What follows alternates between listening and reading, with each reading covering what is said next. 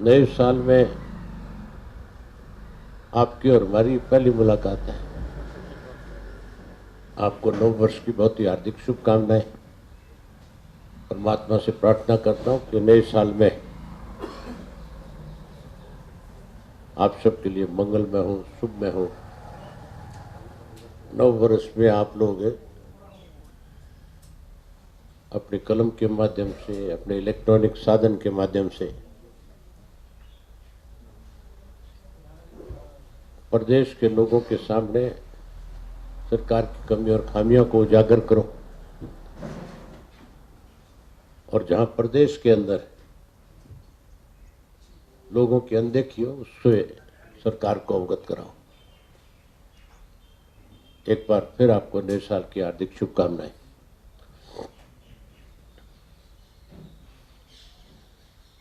इस नव वर्ष के अंदर मुख्यमंत्री जी ने एक प्रेस कॉन्फ्रेंस करी। हम तो ये मान के चलते थे कि नव वर्ष में मुख्यमंत्री कुछ अच्छे फैसले करेंगे जिससे प्रदेश के लोगों का भला होगा। विशेष रूप से युवाओं के लिए हमें उम्मीद थी कि कुछ ना कुछ नए जरूर करने की घोषणा करेंगे, लेकिन बजाय कुछ नया करने के प्रदेश के अंदर जो ताजा चुनाव हुए पंचायतों के, ब्लॉक समिति और जिला परिषद के, जहां इस चुनाव के बाद पंचायत मंत्री जो है वो हर जिले में गया, और हर जिले में गए तो इसलिए थे मेरी ख्याल है कि नए चुने हुए प्रतिनिधि जो है वो उनका वेलकम करेंगे, स्वागत करेंगे, उनसे कहेंगे कि आपके फैसले अच्छे हैं। लेकिन जिस भी जिले में पंचायत मंत्री गया,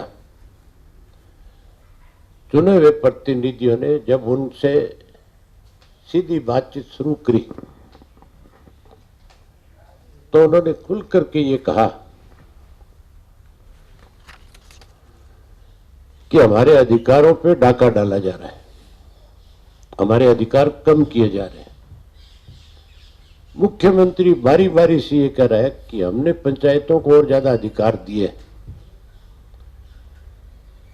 और यही बात मंत्री जाकर के समझाने की कोशिश कर रहा था। एक तरफ तो हम इसे छोटी सरकार कहते हैं और ये कहते हैं कि पंचायत अपने फैसले अपने गांव के लिए खुद ले सकती है, कैसे विकास हो गांव के अंदर है उसके लिए जो पंच और सरपंच बैठ करके फैसला करते हैं। हैरानी की बात यह है कि हमारे यहाँ पे बहुत से गांवों की पंचायतें ऐसी है जिनके पास अपने बहुत बड़े साधन हैं। कई कई गांव की पंचायतों के पास तो सैकड़ों सैकड़ों एकड़ जमीन है, जिनकी सालाना इनकम जो 1-1 करोड़ रुपया है। कईयों की 1 से भी ज्यादा है, 5 है, किसी की 10 तक भी है। वो अपने जो पैसे, अपनी पंचायत के पैसे हैं, उसको वो स्वयं खर्च नहीं कर सकते। एक ऐसा कानून बना दिया इन्होंने, जहां कहते थे पंचायतों को ज्यादा अधिकार दे दिए, वहां पंचायतों को अधिकार देने की बजाय उनको तो कमजोर कर दिया। और जो सरकारी अफसर जो पैसा खाते थे, जो कमीशन ऐंठते थे, जिनके माध्यम से ऊपर तक पैसा जाता था, 8% से 10% पैसा जो है हर डिपार्टमेंट के अंदर मंत्री तक के लोगों के पास जाता है। और इस विभाग के अंदर भी हम तो ये मानते थे कि अब अंकुश लगेगा, क्योंकि जो मंत्री है बबली, ये बहुत शोर मचाता था जब तक मंत्री नहीं बना था। कभी फतेहाबाद के आपके ग्रेवेंसेस मीटिंग कमेटी की मीटिंग होती थी, उसमें कहता था कि फला फला अफसर जो है लूट मचा रहे हैं, उन पर अंकुश होना चाहिए। गांव में जाता था, विकास के काम होते थे, वाइन गली की ईंट उखाड़ करके खड़ा हो जाता था कि इसमें कच्ची ईंटें लगाई जा रही है, पैसा खाया जा रहा है। अनेक बार इसने विधानसभा में विरोध किया और विधानसभा के बाहर इस बात को विरोध किया कि हमारी अपनी सरकार जो है वो भ्रष्टाचार के अंदर डूबी हुई है। अगर भ्रष्टाचार ही खत्म करना था तो फिर इन अधिकारियों के अधिकार कम करने चाहिए थे। फिर तो जो चुनी हुई पंचायत है उसको अधिकार ज्यादा देने चाहिए थे। अब 2 लाख तक के काम तो सरपंच करवाए। 2 लाख में तो आजकल मेरी ख्याल 50 फुट की गली भी नहीं बनती। और 2 लाख से ज्यादा कोई काम होगा उसके लिए एसडीओ को ऑथोराइज कर दिया 1 करोड़ तक। 1 से 2 करोड़ तक एक्शन को ऑथोराइज कर दिया। 2 से 5 तक कोई एससी को कर दिया, डीसी को कर दिया। फिर चुने हुए प्रतिनिधि कहां रह गए?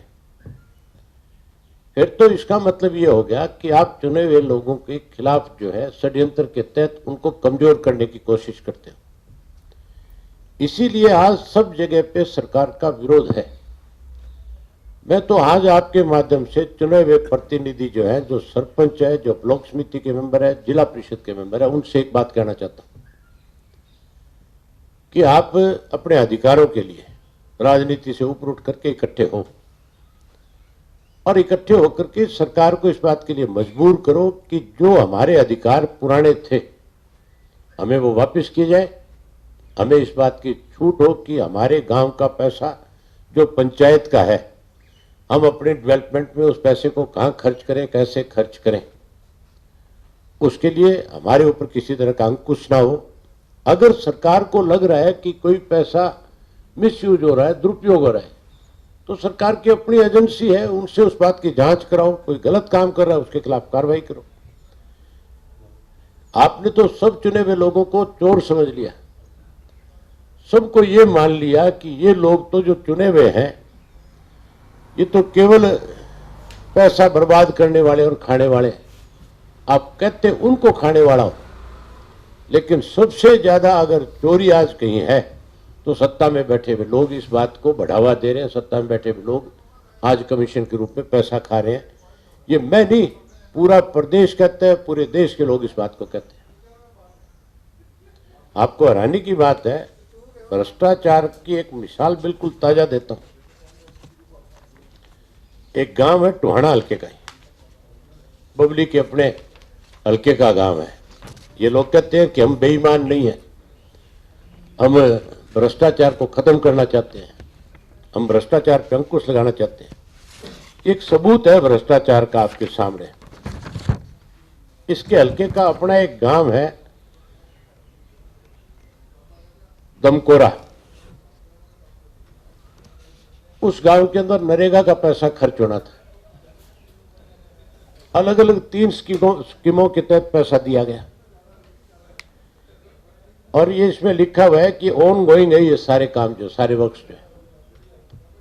आज भी आप जाकर के देख सकते हो, कोई काम नहीं चल रहा है।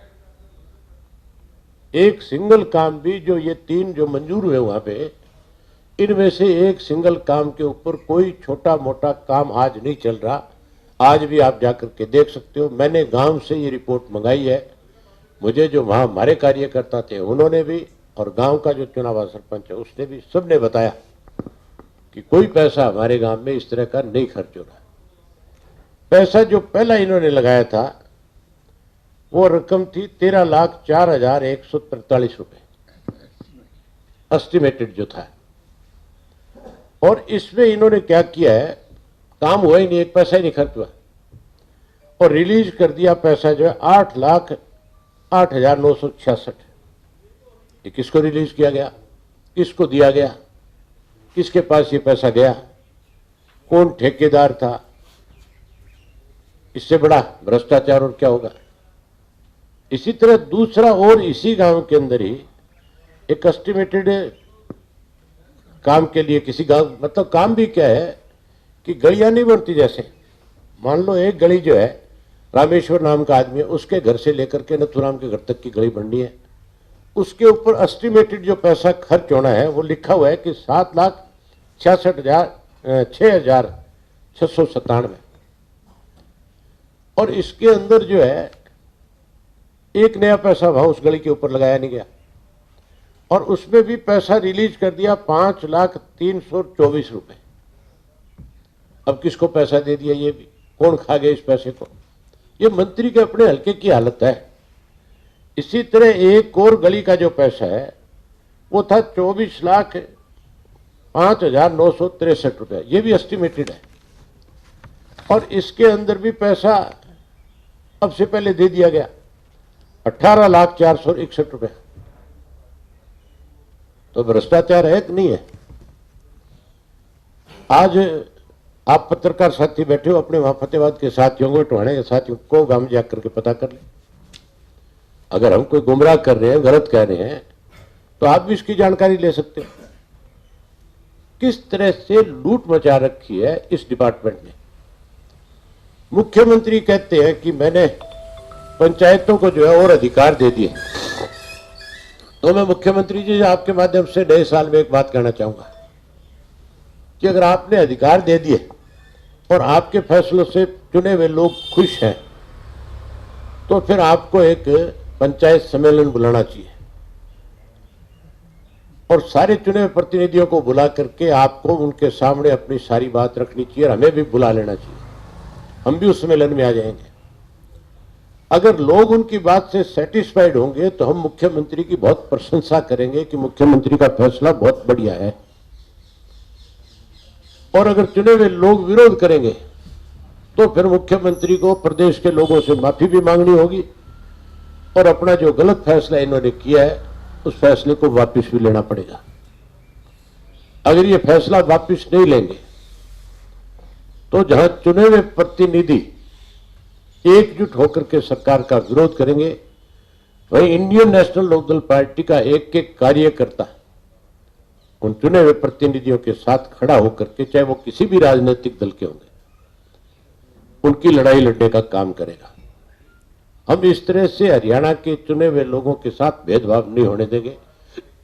ये फैसला सरकार का बहुत गलत है, इसे तुरंत वापस लेना चाहिए और 9 वर्ष के अंदर चुने हुए लोगों को उनके अधिकार और बढ़ा करके दिए जाए ताकि वो गांव में अच्छा विकास कर सके। इसके साथ साथ अगर ये सरकार ईमानदार है तो जो 2 वर्ष का समय बीच में पंचायतों का था, जो चुनाव नहीं हुए थे, उस दौरान जो पैसा पंचायतों को रिलीज किया गया, जो किसी भी एक गांव में खर्च नहीं हुआ, उस सब की सीबीआई से जांच करानी चाहिए कि वो पैसा गया कहां, कौन खा गया।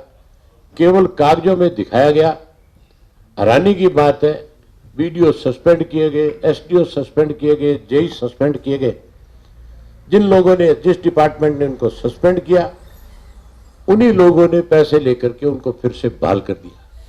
इससे ज्यादा बड़ी शर्म की बात और क्या होगी कि केवल उनसे पैसा ऐंठने के लिए, पैसा लेने के लिए पहले उनको डराया धमकाया जाता है और जब वो जाकर के मत्था टेकाते हैं तो फिर उन्हें कोर्ट के माध्यम से या कोई और रास्ता निकाल करके उनको बहाल करके फिर से उनको वही जिम्मेदारी दे दी जाती है। ये भ्रष्टाचार की सिवाय और कुछ भी नहीं है।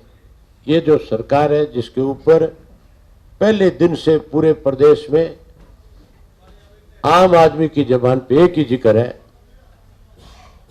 कि सरकार नहीं, ये लुटेरों का गिरोह है जो दोनों हाथों से प्रदेश को लूटने में लगे हुए हैं, जो किसान को कमजोर करने के लिए रोज योजनाएं बनाते हैं, जो युवाओं की अनदेखी करने के लिए रोज पेपर लीक करते हैं, चुने हुए प्रतिनिधियों को कमजोर करने के लिए इस तरह के घटिया किस्म के कानून बना करके उन्हें परेशान किया जाता है। ऐसी सरकार को एक दिन भी रहने का अधिकार नहीं है। इस सरकार के खिलाफ अगर सीबीआई से जांच करा ली जाए तो सरकार में बैठा कोई व्यक्ति आज इस बात से बच नहीं सकता कि उसने सरकार में बैठ करके अपने पदों का दुरुपयोग ना किया और मिसयूज ना किया। मैं खुला चैलेंज देता हूं 9 वर्ष में इनको कि अगर आप लोगों ने भ्रष्टाचार नहीं किया, आप लोगों ने पद का दुरुपयोग नहीं किया, तो आपको सार्वजनिक मंच पे आना चाहिए, डिबेट करनी चाहिए, बताना चाहिए और मुख्यमंत्री को इस बात का श्वेत पत्र जारी करना चाहिए कि जब से प्रदेश के मुख्यमंत्री मनोहर लाल जी बने, इनके मुख्यमंत्री बनने के बाद कितना कर्जा लिया गया, उस कर्जे को कहां कहां खर्च किया गया, उससे कौन सी विकास योजनाओं को आपने इस प्रदेश में नई विकास योजनाएं देने का काम किया, लोगों को उस पैसे से कहां लाभ मिला, इसका श्वेत पत्र जारी करें ताकि लोगों को लगे कि इस सरकार ने जो अपने आप को ईमानदार, जो कहती है भ्रष्टाचार खत्म करना चाहते हैं, भ्रष्टाचार खत्म नहीं हुआ, भ्रष्टाचार तो बहुत ज्यादा बड़ा है। इसके लिए मुख्यमंत्री को श्वेत पत्र जारी करना चाहिए।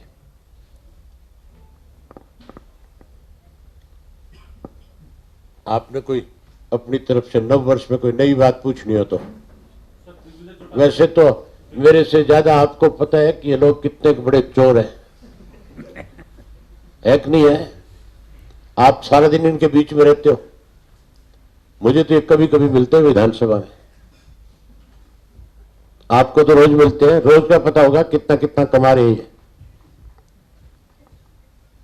चौटाला से सर अभी बात की थी हमने, तो वो ये कह रहे हैं कि ई टेंडरिंग को लेकर के वो भी ये मानते हैं कि 2 लाख की जो राशि वो ठीक नहीं है, पहले की तरह जो है उसको बहाल किया जाए, जो पहले जो क्या कहेंगे? अगर उनकी बात को कोई सुनता नहीं, अगर वो केवल आपके सामने खड़े होकर के कहीं प्रदेश के लोगों को ये मैसेज देना चाहते हैं कि हम भी इन चीजों के खिलाफ हैं, तो इनकी कोई नहीं सुनता, तो फिर क्यों चिपके बैठे राज के साथ? फिर छोड़ देना चाहिए। छोड़ना चाहिए कि नहीं छोड़ना चाहिए? घड़ियाली आंसू नहीं बहाने चाहिए। ये तो चैलेंज कर रहे थे ना, कह रहे थे हम 5100 रुपये पेंशन करा करके रहेंगे। दुष्यंत कह रहा था ना कि मुझे इस बात की बहुत पीड़ा है। बराड़ा ने पीड़ा एक दिन में खत्म कर दी कि नहीं कर दी थी? मुख्यमंत्री ने भी कर दी थी। मैं कह रहा हूं ये लोग जो है प्रदेश के लोगों के प्रति जवाबदेह नहीं, ये तो कैसे पैसे लूटे जा सके उसके लिए रोजाना बैठ करके दफ्तरों में, घर में योजनाएं बनाते हैं। सर सीएम साहब ने साफ कहा है कि ई टेंडरिंग से कोई ऐसा विषय नहीं है, 1 हफ्ते के अंदर पैसा आ जाएगा और 20 लाख की जगह 25 लाख तक जो है पैसा मंजूर हो सकेगा। ई टेंडरिंग से केवल पारदर्शिता आएगी। नहीं, किसके पास जाएगा वो पैसा? ई टेंडरिंग का मतलब आप एसडीओ के थ्रू उस पैसे को खर्च करोगे। कौन सा डिपार्टमेंट हरियाणा के अंदर आज ऐसा है जिस डिपार्टमेंट के अंदर जेई से लेकर के चीफ तक और उसके मिनिस्टर तक इन टेंडरों के माध्यम से पैसा ना जा रहा हो?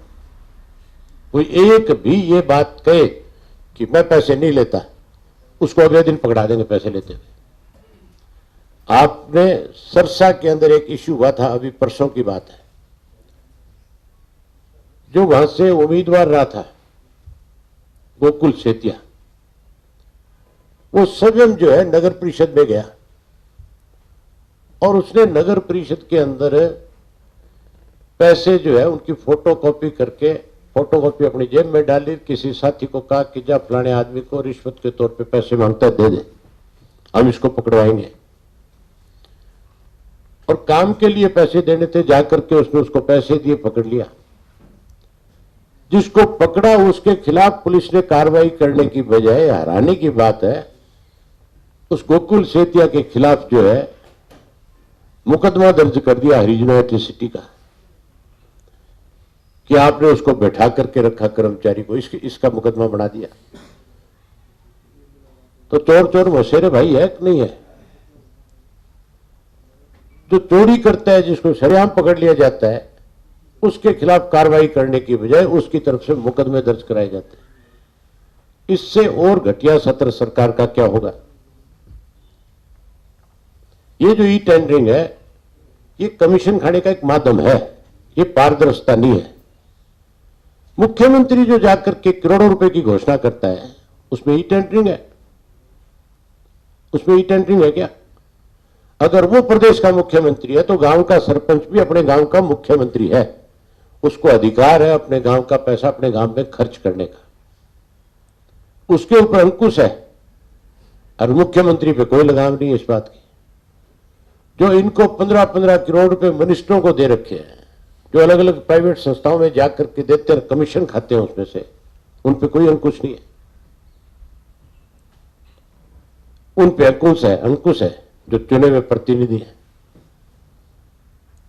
इसलिए ये सारी चीजें तुरंत वापस लेनी चाहिए और पूरा अधिकार हो पंचायत को कि उसकी पंचायत में जितना पैसा है वो अपने गांव के डेवलपमेंट में खर्च कर सके। ये जो चीफ मिनिस्टर ने प्रेस कॉन्फ्रेंस की, उसके बाद पत्रकारों से भी आपसे बात की, प्रेस कॉन्फ्रेंस के अलावा जो विधायक दल की बैठक की, तो वो इसी विषय पर भी ज्यादा फोकस कर रहे हैं पंचायत तौर पे। 2 पॉइंट वो कह रहे हैं कि पंचायत का जो अपना फंड का पैसा है, जो सरकार ने निधि जो उनकी अपनी आमदनी है, वो सारे का सारा पैसा वो खुद खर्च करेंगे, सरकार का उससे कोई लेना देना नहीं, ये सब झूठ बोलता है। पूरी बात सुनो, उनका जो कहना, उनका जो बयान है, आप प्रतिक्रिया दें। उन्होंने कहना सरकार पंचायत के पास जितना पैसा अपना है वो सारा पैसा खर्च करने का अधिकार उन्हीं को है, सारी प्रशासनिक मंजूरी वो खुद देंगे, लेकिन 2 लाख से ऊपर का टेंडर करना पड़ेगा साथ में। तो फिर मंजूरी कहाँ होगी? आप मुझे ये बताओ भाई, 2 लाख से ऊपर टेंडर होगा? 2 लाख से ऊपर टेंडर होगा तो टेक्निकल मंजूरी वो जो टेंडर वाले भाई गांव, मेरी बात सुनो, आप अपने गांव के सरपंच बन गए, आपके गांव की इनकम करोड़ रुपए है और आप अपना गांव का पैसा जो है 1 करोड़ में से 20 लाख रुपया किसी अच्छे काज के लिए गांव में खर्च करना चाहते हो, तो आप वो 20 लाख रुपए अपनी मर्जी से नहीं खर्च कर सकते। आपको बकायदा तौर पे एसडीओ के पास लिख करके भेजना होगा कि ये 20 लाख रुपया हम इस जगह पे खर्च करना चाहते हैं, और वो फिर ई टेंडर के माध्यम से उसके टेंडर करेगा और वो फैसला करेगा कि ये पैसा वहां खर्च होगा कि नहीं होगा। आपको क्या अधिकार दिया? खत्म कर दिया आपके अधिकार। तो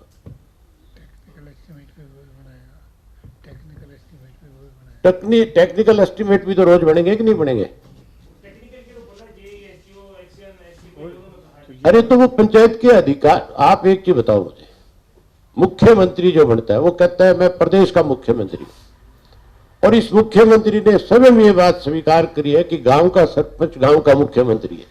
कहता है कि नहीं कहता? तो फिर उसके नीचे जितने भी डिपार्टमेंट हैं वो उसके नीचे आकर के काम करेंगे कि नहीं करेंगे, या वो अपनी मर्जी से करेंगे?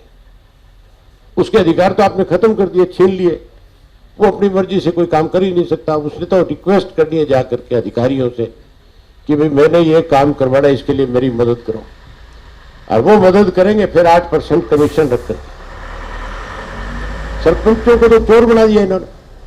जो ईमानदार लोग हैं, जिनके प्रति लोगों ने एक विश्वास व्यक्त किया है, जिनको चुन करके भेजा है, आपने उनके अधिकार खत्म करके कहीं उनके ऊपर क्वेश्चन मार्क लगाया कि नहीं लगाया सरकार ने? तो आपका तो सीधा ये कहना है कि जो पंचायत का फंड है, पंचायत उसको अपने तरीके से जैसे मर्जी खर्च करे, कोई टेंडरिंग नहीं होगी। कुछ भी टेंडर नहीं, उसके टेंडर पंचायत करे। पंचायत टेंडर करे। हाँ, उसके टेंडर गांव का सरपंच करे। गांव के सरपंच को यह अधिकार हो, एस्टीमेट जेई बनाए, एस्टीमेट एक्शन बनाए, एसडीओ बनाए, लेकिन टेंडर वो करे। कितने का? पैसा खर्च करने का अधिकार उसी के पास होना चाहिए। वो 2 लाख जनता है। अगर मान लो मैंने कोई काम करना है, एक उदाहरण के रूप में बताता हूं, एक मैंने अपनी नई बिल्डिंग बनानी है कोई भी इंस्टीट्यूट की, मैं उसके लिए एस्टीमेट बनवाऊंगा कि नहीं बनवाऊंगा? किसी प्राइवेट एजेंसी की जिम्मेवारी लगाऊंगा कि आप मुझे एस्टीमेट बना करके दो कि इसमें कितना खर्च आएगा। वो काम तो एस्टीमेट बना के देने वाले का, खर्च करना मेरा अधिकार है कि नहीं है? तो आपने मेरा अधिकार तो खत्म कर दिया। हमारा सीधा सा कहने का मतलब है कि सरपंच अगर गांव के अंदर 50 लाख रुपया भी कहीं खर्च करना चाहता है तो सरपंच को ही अधिकार होना चाहिए। सरपंच बुला करके जेई को एसडीओ से कहे कि इसका एस्टीमेट बना के दे, कितना पैसा खर्च होगा, और उसी हिसाब से वो फिर पैसा अपना रिलीज करे और वो पैसा खर्च हो। अगर वो गलत कर रहा है तो फिर सरकार में विजिलेंस किस लिए बनाया हुआ है? हर डिपार्टमेंट में विजिलेंस बना हुआ है, उसकी इंक्वायरी कर ले। अगर किसी ने गलत किया तो उसके खिलाफ एक्शन ले ले। तो जो लेकिन आप हर एक किसी को तो इस नजर से नहीं देख सकते कि ये सारे के सारे डाकू हैं।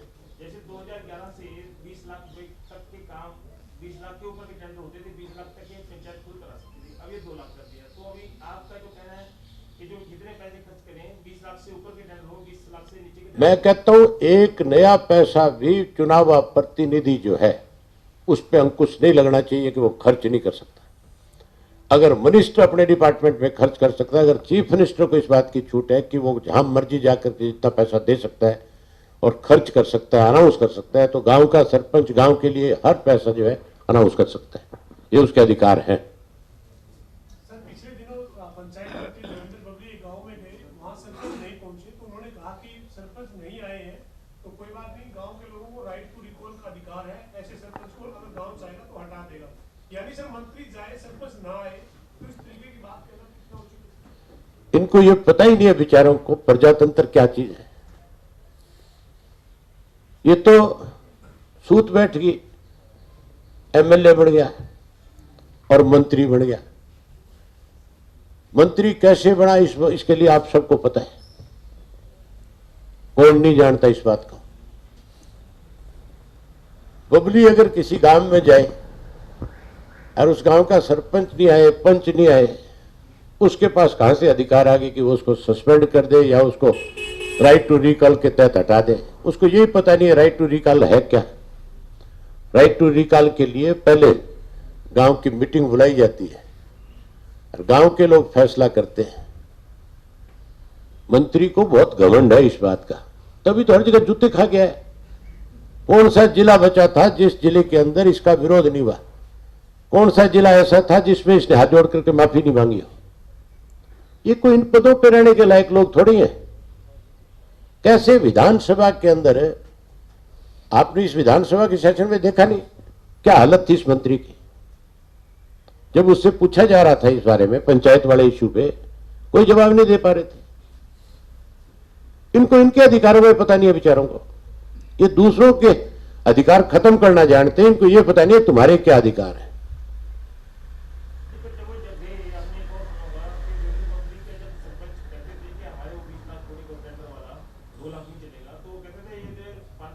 मैं कहता हूं आप छोड़ो इस बात को।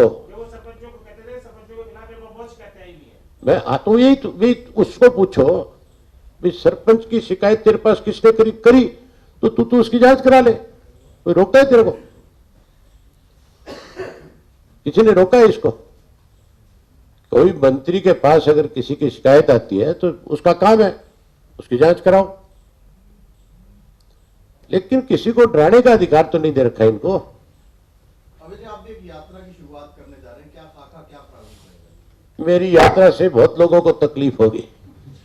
अभी यात्रा की रूपरेखा तैयार हो रही है, उसके बारे में एक दिन बैठ करके आपसे पूरी चर्चा करूंगा और बताऊंगा कि मेरी यात्रा का मकसद क्या है और यात्रा मेरी कितने दिन तक चलेगी, और जो जो स्टेप मेरा आगे बढ़ेगा तो कई लोगों के स्टेप पीछे हटेंगे। नाम तय किया था क्या? यात्रा का नाम क्या होगा? परिवर्तन यात्रा। प्रदेश के लोग परिवर्तन चाहते हैं। कांग्रेस राष्ट्रीय अध्यक्ष की ओर से कहा गया है कि तमाम दलों को कॉल करेंगे श्रीनगर में जब राहुल की जो भारत जोड़ो यात्रा खत्म होगी, तो एकजुट होकर सबको एक साथ आना चाहिए। कोई कॉल आया हो आपको सर कांग्रेस पार्टी की तरफ? अभी तक उन्होंने ये बात कही है, अब उनके निमंत्रण आएंगे, उसके बाद भी हम अपनी पार्टी के अंदर बैठ करके पार्टी के संगठन के लोग ये तय करेंगे कि हमें उसका हिस्सा बनना चाहिए कि नहीं बनना चाहिए। ये फैसला तो पार्टी का होता है, ये फैसला मेरा नहीं हो सकता। सर, जो विध्वंस शब्द जोड़ा गया था आपने जो विधानसभा में एक प्रश्न, अब इससे ज्यादा और आप ये बताओ, मुख्यमंत्री ने जो मेरे बारे में विधानसभा में बोला, आज ज्ञानचंद गुप्ता ने 6 लोगों को सस्पेंड कर दिया इसी इश्यू के ऊपर। उसको मुख्यमंत्री को लिख करके पूछना चाहिए कि तेरे पास जो डॉक्यूमेंट था, वो कागज था, उस पर लिखा हुआ था कि नहीं था। मैंने मुख्यमंत्री से अगले दिन वो कागज मांगा, मैंने पूछा था विधानसभा में कि दिखाओ वो शब्द आपके पास कहां से लिख करके आए और आपके पास जो कागज है उस पर लिखा हुआ है कि नहीं है। मुझे लगता है उसके पास लिखा हुआ भी नहीं था, उसने अपने पेन से लिख लिया।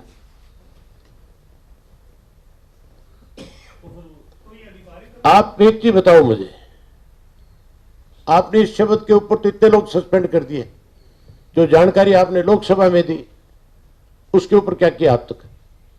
जो शराब के मामले के अंदर मरने वालों की संख्या की बात मैंने विधानसभा में पूछी थी, उसके ऊपर गृह मंत्री ने कहा था कि मैं 15 दिन के अंदर इसकी जांच करा करके दोषी लोगों को सजा दूंगा। आज तक कोई कार्रवाई नहीं है। ये बात तो स्पीकर ने भी मानी है कि नहीं मानी है? तो फिर स्पीकर जो है अपने आप को ये कहता है कि मैं विधानसभा में किसी तरह का कोई भेदभाव नहीं करता,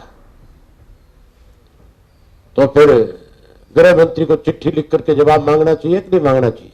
सर सीएम ने इस बात का जवाब दिया था, उन्होंने कहा था कि जो आपने आंकड़ा मांगा था वो जहरीली शराब से कितनी मौत हुई वो उसका था, लेकिन वो जो आंकड़ा था वो ओवरऑल एक आंकड़ा था कि ओवर ड्रिंकिंग से कितनी हुई या जहरीली शराब। तो जहरीली शराब से मरने वाले ओवर अलग अलग होते हैं? एक ही सवाल छोड़, एक ही नहीं, वो न्यारे होंगे। मैंने ये पूछा था कि हरियाणा प्रदेश के अंदर जहरीली शराब पीने से कितने लोगों की मौत हुई है, और मैंने ये पूछा था इस सन से लेकर के इस सन तक कितने लोग मरे।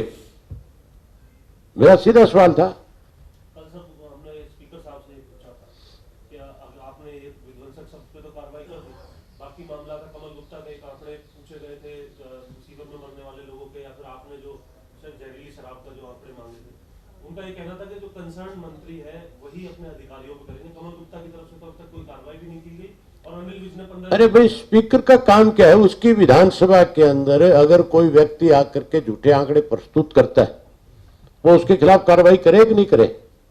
उनके खिलाफ प्रिविलेज बनती है, सही मायने में वो कह रहे आप एश्योरेंस स्पीच ऑफ प्रिविलेज बनती है इनके खिलाफ। अगर कोई मिनिस्टर झूठ बोलता है तो उसके खिलाफ उसी वक्त, ये स्पीकर का अधिकार है, उसको स्पीच ऑफ प्रिविलेज के अंदर नोटिस देना चाहिए। कह रहे आप ये एश्योरेंस कमेटी में जा सकते हैं अगर किसी विधायक को आपको अगर एश्योर किया है। की अलग बात है ये तो। अच्छा, कमेटी में जाऊंगा मैं, और उस कमेटी में जाने के बाद जो बैठे हुए मेरे साथ वाले होंगे वो किसी और पार्टी के, सारे बीजेपी के हैं। मैं कमेटी में इस इशू को ले गया तो मुझे लगता है कमेटी में मेंबर ही नहीं मिलेगा, भाग जाएंगे ये सारे, और अधिकारी जवाब देने के लिए आएंगे नहीं। अबे जी, ये संदीप सिंह वाला जो मामला चल रहा है, इसकी जो जांच चल रही है सर, उसको आप कैसे देख रहे हो? मुख्यमंत्री ने 2 बार बयान दिया था, वो कह रहे हैं कि वो मंत्री है अभी और वो काम कर रहे हैं, इसको कैसे देख रहे हो? एक ऐसा वक्त था, रेलवे का अगर कोई सेंटर का मिनिस्टर होता था और रेल डीरेल हो जाती थी, कहीं कोई नुकसान ना हो बेशक, तो भी रेलवे का मिनिस्टर इस्तीफा दे देता था, इसलिए कि ये मेरे डिपार्टमेंट का मामला था, इसके लिए मैं जिम्मेवार हूं। लाल बहादुर शास्त्री ने पल दिया दे देता था कि नहीं देता था? लाल बहादुर शास्त्री ने प्रधानमंत्री के पद से इस्तीफा दे दिया था, और यहां पे एक बेटी बचाओ बेटी पढ़ाओ की बात करते हैं, और एक महिला कर्मचारी कोच उनकी आकर के आरोप लगाती है। मुख्यमंत्री उसके खिलाफ संज्ञान लेने की बजाय उसको बचाने का काम कर रहा है। इससे ज्यादा शर्मनाक बात नहीं हो सकती। मेरी ख्याल मुख्यमंत्री ने बेटी बचाओ और बेटी पढ़ाओ इस नारे पे कई बार भाषण दिया होगा, लेकिन बेटियों को कैसे सुरक्षित रखा जाए इसके बारे में कभी विचार नहीं किया होगा।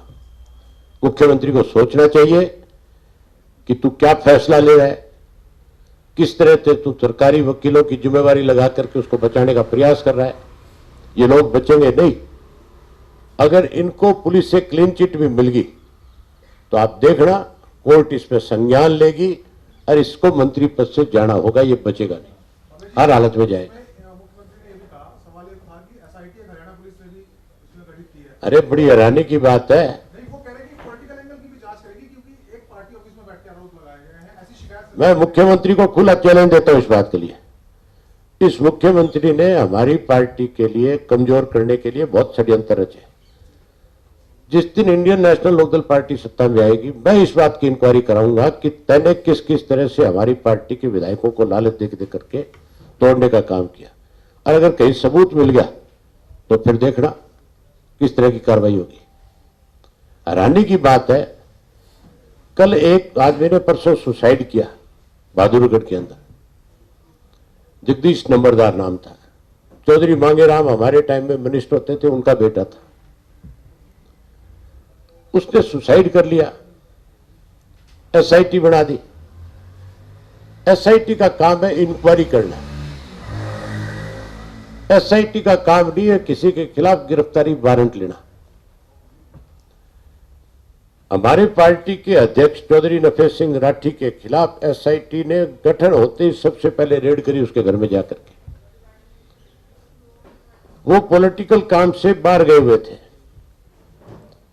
वो जब घर आए तो उनको पता लगा कि मेरे यहां पुलिस आई है। उसने मेरे से बात करी, मैंने कहा आओ प्रेस कॉन्फ्रेंस करेंगे, लोगों को बताएंगे सारी बात। हमने जब प्रेस कॉन्फ्रेंस करके कल सारे सबूत दिखाए कि किस तरह से ये मामला बनाया गया, कैसे इसमें षड्यंत्र है, इसकी जांच सीबीआई से हो। उस वक्त जब हम प्रेस कॉन्फ्रेंस कर रहे थे, जो एसआईटी का हेड था वो कोर्ट से गिरफ्तारी वारंट ले रहा था। हमारे प्रधान का तो गिरफ्तारी वारंट साथ के साथ। एक एसआईटी संदीप सिंह की शिकायत पे हुई, उसमें 3 लोगों की जिम्मेवारी लगाई, एडिशनल डीजी ममता जी की, उनके साथ 2 और अधिकारी लगाए गए आईपीएस। आज तक 15 दिन की बात कही थी सरकार ने कि हम 15 दिन के अंदर इसकी रिपोर्ट मंगाएंगे और उस पर कार्रवाई करेंगे। एक भी मीटिंग नहीं हुई, एक भी किसी व्यक्ति को नोटिस नहीं हुआ, एक भी व्यक्ति को बुलाया नहीं गया, एक से पूछताछ नहीं की गई। इनकी बात के ऊपर आप कैसे विश्वास कर सकते हो? ये तो 100 झूठे मरे थे तब एक पैदा हुए थे। कितनी दफा विधानसभा में झूठ बोला है, विधानसभा में यहां तक भी कहा कि मैं इसकी जांच सीबीआई से कराऊंगा, और अगले दिन वो कर गया, विजिलेंस से कराने की बात करी। ऐसे मुख्यमंत्री पे कैसे भरोसा हो सकता है किसी को? हम इस पद यात्रा में, परिवर्तन यात्रा में खूब खुल करके इन सब बातों का जिक्र करेंगे, बताएंगे लोगों को कि कैसे लोगों के हाथ में आज प्रदेश की बागडोर है। जो सवाल था ना सीएम से जो पूछा कि आज चंडीगढ़ में वारदात हुई, चंडीगढ़ पुलिस ने एफआईआर दर्ज कर ली, इन्वेस्टिगेशन कर दी है। हरियाणा पुलिस किस बात की जांच कर रही है? तो वो बोला ये साजिश, क्योंकि मंत्री ने कहा, उस दिन प्रेस कॉन्फ्रेंस की थी राजनीतिक दल के दफ्तर में महिला कोर्ट ने, उस दिन मंत्री ने डीजीपी को शिकायत भेजी कि मेरे खिलाफ ये राजनीतिक साजिश। कल को अगर मान लो कोई व्यक्ति राजनीतिक साजिश रचे जाने की, कि झूठा आरोप लगाने का साजिश रची के इसकी जांच कर रही इस है। कमेटी का बकायदा नाम है फैक्ट फाइंडिंग कमेटी। उसमें वर्ड फैक्ट थी, उसमें कमेटी वर्ड था बेसिकली, एक कमेटी की जांच करे। अभी तक ये नहीं पता उसने क्या लिख के दिया था मंत्री ने, लेकिन मुख्यमंत्री ने कहा कि राजनीतिक साजिश रचने की जांच हो रही है। जरूर करानी चाहिए। मैं तो कहता हूं हर हालत में इसकी जांच हो, और मुख्यमंत्री को जो जांच में आए, जांच तो शराब घोटाले की कराई थी, एससीटी का गठन किया इस मुख्यमंत्री ने स्वयं, उसकी रिपोर्ट आ गई। उसके बाद विजिलेंस की जांच की कमेटी बनाई गई, उसकी रिपोर्ट आ गई।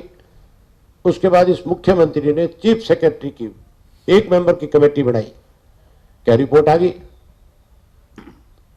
इन पे आप कहां विश्वास करोगे, कैसे भरोसा करोगे?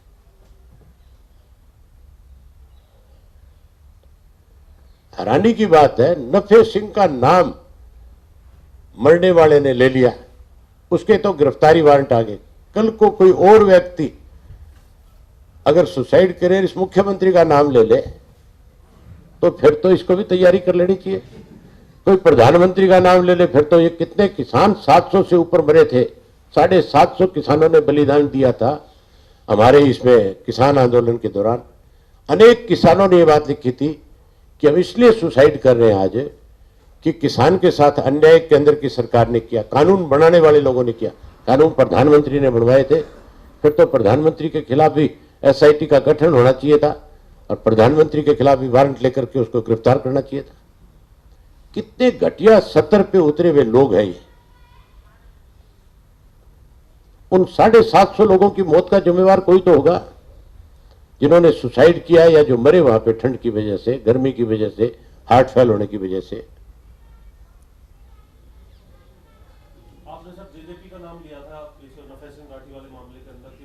मैं कहता हूं सीबीआई से जांच हो, जांच होगी तो सारी चीज सामने आ जाएगी, 1 मिनट में सामने आ जाएगी। नाम कोई गलत नहीं लिया मैंने बिल्कुल सही नाम लिया है, इसकी जांच कराओ। मुख्यमंत्री किसको थ्रेट करता है कि मैं पॉलिटिकल जांच भी कराऊंगा? शायद भूल गया, ये तो अब मुख्यमंत्री बने हैं, 8 साल में सूत बैठी है। हम तो पैदा हुए थे उससे पहले हमारे परिवार के लोग मुख्यमंत्री के पद पे बैठने लगे थे,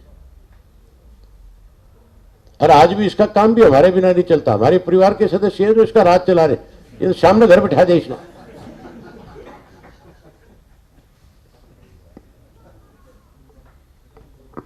धन्यवाद।